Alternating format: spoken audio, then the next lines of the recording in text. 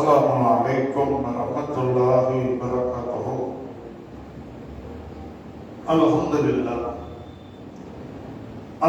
لله رب العالمين. அனைத்து புகழும் அகிலங்களை எல்லாம் படைத்து பரிபாலனம் செய்யக்கூடிய வல்லநாயன் அல்லாஹ் ஒருவனுக்கே உரித்தாகட்டுமா. கண்ணியத்திற்குரிய அல்லாஹ்வின் நல்லடியார்களே, அல்லாஹ்வுடைய மாபெரும் பேரருளால் தினமும் இந்த மகரிபுடைய தொழுகைக்கு பிறகு நபிகள் நாயகம் ஸல்லல்லாஹு அலைஹி வஸல்லம் அவர்களை மட்டுமே பின்பற்றுவோம் என்ற தலைப்பின் கீழ் பல்வேறு செய்திகளை நாம் தொடர்ந்து பார்த்து வருகிறோம். காரணம் என்னவென்று சொன்னால், அல்லாஹ் ரப்பல் ஆலமீன் திருக்குர்ஆனிலே சொல்லும் பொழுது அவனுடைய தூதரை பின்பற்றி தம்முடைய வாழ்க்கையை அமைத்துக் கொள்ள அல்லாஹ் கட்டளையிடுகிறார்.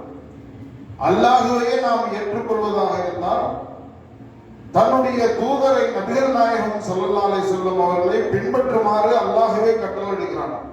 குல் இன் குன்தும் துஹிப்பூனல்லாஹ ஃபத்தபிஊனி, நீங்கள் அல்லாஹ்வை நேசிப்பீர்கள் என்று சொன்னால் என்னை நீங்கள் பின்பற்றுங்கள் என்று நபிகள் நாயகம் ஸல்லல்லாஹு அலைஹி வஸல்லம் அவர்களையே அல்லாஹ் சொல்கிறான். அப்ப அல்லாஹ்வுடைய தூதர் தான் நமக்கு வழிகாட்டுவதற்கு சிறந்தவராக இருப்பதை நாம் பார்க்கிறோம்.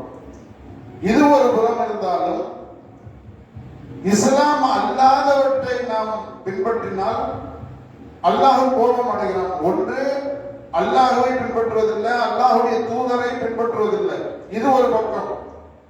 இன்னொரு பக்கம் என்னவென்று சொன்னால், இஸ்லாம் சொல்லாத, அல்லாஹ் சொல்லாத, அல்லாஹ்வுடைய தூதர் சொல்லாத பல விஷயங்களை பின்பற்றக்கூடிய நிலையை நாம பார்க்கிறோம்.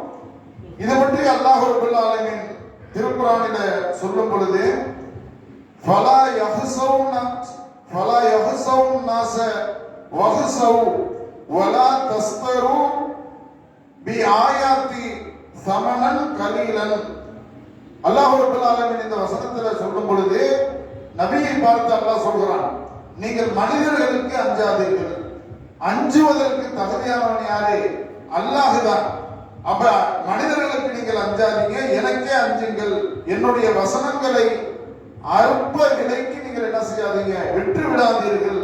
அல்லாஹ் அருளியதின் அடிப்படையில தீர்ப்பளிக்காத ஒரு ஏக இறைவனை மறுப்பவர்கள் என்று அல்லாஹ் சொல்றான். ஒரு தீர்ப்பு வழங்குவதா இருந்தா கூட அல்லாஹ் சொன்னது மாதிரி ஒரு பிரச்சனை நம்ம கிட்ட வருது, அதுக்கு தீர்ப்பு நாம வழங்கணும்னு சொன்ன அது கூட என்ன செய்யணும், திருக்குர்ஆனின் மூலமாகவும் நபிகள் நாயகம் ஸல்லல்லாஹு அலைஹி வஸல்லம் அவருடைய வழிகாட்டுதல் மூலமாகவும் வஹீயின் அடிப்படையில தான் என்ன செய்யணும், தீர்ப்பு அளிக்க வேண்டும்.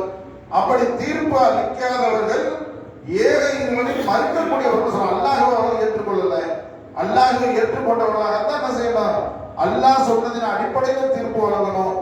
அல்லாஹ்வுடைய தூதர் சொன்ன அடிப்படையில் என்ன செய்யணும், தீர்ப்பு வழங்கணும். அதே மாதிரி 5வது அத்தியாயம் 45வது வசனத்தில் அல்லாஹ் சொல்லும் பொழுது, அல்லாஹ் அருளியதின் அடிப்படையில் தீர்ப்பு யார் வழங்கவில்லையோ அவர்கள் அநீதி இழைத்தவர்கள், அவர்கள் அநீதி இழைத்தவர்கள் என்று அல்லாஹ் சொல்கிறான். அதே மாதிரி 5:47 அதே திருப்பி அல்லாஹ் சொல்கிறான், அல்லாஹ் அருளியதின் அடிப்படையில் தீர்ப்பளிக்காதவர்கள் அல்லாஹ்விடத்தில் குற்றவாளிகளாக கருதப்படுவார்கள். அப்ப இந்த உலகத்துல வாழக்கூடிய காலகட்டத்திலும் யாருக்கு ஆட்சி இருக்கிறதோ, யாரு தலைமை பொறுப்பு ஏற்றிருக்கிறார்களோ, ஒரு பள்ளிவாசலுக்கு தலைவரா இருக்கிறார் அல்லது ஒரு ஜமாத்துக்கு தலைவரா இருக்கிறாரு, அவர்கிட்ட ஒரு பிரச்சனை வருதுன்னு சொன்ன நியாயமான முறையில பார்க்கணும். வசதி படைத்தவரா, நீங்க எப்படி தீர்ப்பு வழங்கப்படுது? வசதி படைத்தவர்கள் என்று சொன்னா, செல்வாக்கு உள்ளவர்கள் என்று சொன்ன சில விஷயங்கள் அதை கண்டுகொள்றதே இல்லை, அலட்சியப்படுத்துறது. ஆனா ஒரு அன்றாட காட்சி, வசதி இல்லாத ஒரு சின்ன விஷயத்தை செஞ்சுட்டா கூட அதை என்ன செய்யறது, பெருசுபடுத்தி காட்டுறது, அவர்களை தண்டிக்கிறது. இது என்னது, அல்லாஹ்வுக்கு கோபம் அளிக்கக்கூடிய ஒரு விஷயம். அப்ப அல்லாஹ் அருளியதன் அடிப்படையில தான் யாரா வந்தாலும் சரி, எவ்வளவு வசதி தான் இருந்துட்டு போட்டுமே, பிரச்சனைன்னு வந்துச்சுன்னா என்ன செய்யணும், சரியான கொஞ்சம் தீர்ப்பு எது கரெக்ட் அதான் செய்யணும். வசதி இருக்கா, வசதி இல்லையா, ஆள் பலம் இருக்கா, ஆள் பலம் இல்லையா, சொத்துக்கள் இதெல்லாம் பார்க்கவே கூடாது. அல்லாஹ்வுக்கு அஞ்சக்கூடிய மக்கள் அவர்கள் ஏழையாக இருந்தாலும் பணக்காரர்களாக இருந்தாலும் குற்றவாளினா குற்றவாளி. ஒரு விபச்சாரம் ஒருத்தர் பண்ணிட்டாருன்னு வச்சுங்களேன், வசதியானவரும் வர்றாரு மாற்றாரு, ஏழையும் அவன் என்ன செய்யணும், ரெண்டு பேருக்கும் சமமா கொடுக்கணும் தண்டனை. வசதி படைச்சாலுக்கு என்ன தண்டனையோ அதே தண்டனை தான் ஏழை எளியவனுக்கு. ஏழை எளியவனுக்கு என்ன தண்டனையோ அதுதான் வசதி படைச்சாலும். இன்னைக்கு அது மாதிரி தீர்ப்பு வழங்கப்படுவதே இல்லை. அது முஸ்லிம்களா இருந்தாலும் சரி, முஸ்லிம் அல்லாத மக்களுடைய தலைவராக இருந்தாலும் சரி, தங்களுக்கு வேண்டியப்பட்டவர்கள் சொன்ன ஒரு மாதிரியான தீர்ப்பு, வேண்டாதவர்கள் சொன்ன அது ஒரு மாதிரியான தீர்ப்பு. இதுக்கு எந்த அளவுக்கு சொன்னா, நபிகள் நாயகம் ஸல்லல்லாஹு அலைஹி வஸல்லம் எந்த அளவுக்கு வஹீயின் அடிப்படையில் வாழ்ந்திருக்கிறாங்க அப்படிங்கிறதுக்கு ஒரு எடுத்துக்காட்டு சொல்வதாக இருந்தால், இஸ்லாத்துல திருடுனா என்ன செய்யணும், கைவிட்டப்படணும். சாதாரண திருட்டுக்கு அல்ல, ஒரு முறையான, அதாவது அதிகமா திருடுவதையே வழக்கமாகி கொண்டவர்கள். சில பேர் என்ன செய்வாங்க, எப்பயாவது ஒரு தடவை பசிக்குது, பசி தாங்க முடியல, ஒரு பொருளை எடுத்து அவன் அநியாயமா திருட்டானா அது பெரிய திருட்டு கிடையாது. போனா ஒரு டீ கடைக்கு போனா காசு இல்லை, அவன் கடைக்காரன் தெரியாம ஒரு இதை எடுத்து திருட்டானுங்க, பிடிப்பட்டா கூட என்ன செய்யலாம், மன்னிச்சுதான் விடணும். ஏன், அவன் திருடனுங்கிறதுக்காக திருடல, பசியின் காரணமா திருடுறான், அது திருட்டு இல்லை.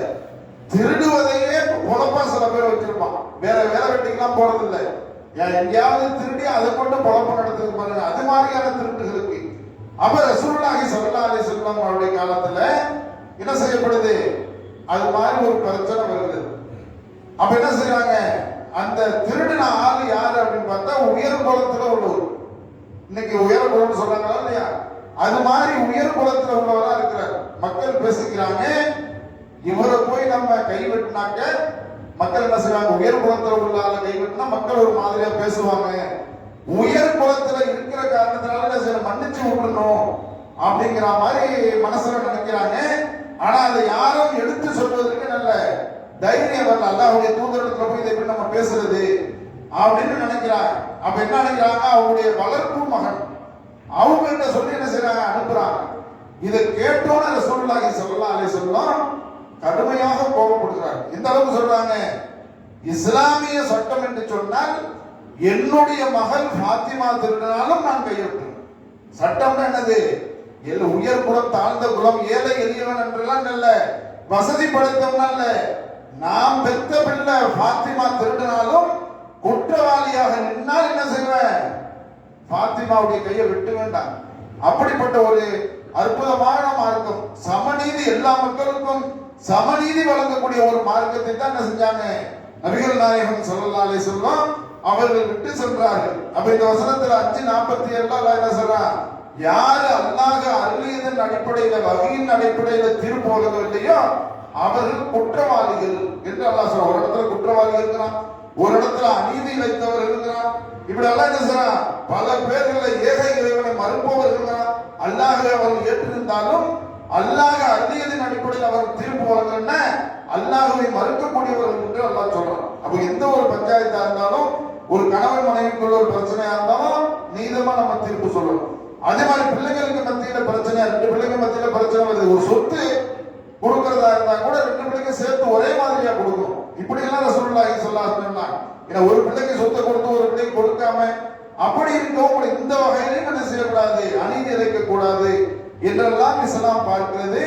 அப்ப அல்லாஹ் அருளியதன் அடிப்படையில தான் என்ன செய்யணும், ஒவ்வொரு விஷயங்களும் நாம நடந்து கொள்ளணும். வஹீயின் அடிப்படையில் தான் எந்த விஷயம் நடந்தாலும் இதுல இஸ்லாத்திற்கு என்ன தீர்வு இருக்கு அதை பார்த்துட்டு என்ன செய்யணும், அதுக்கு தகுந்த மாதிரி நாம நடந்து கொள்ள வேண்டும். அப்படிப்பட்ட நன்மக்களாக அல்லாஹ் நம்மை ஆக்குவானாங்க. மேலதிக விவரங்களை சுபஹானக அல்லாஹும்ம வபிஹம்திக அஷ்ஹது அல்லா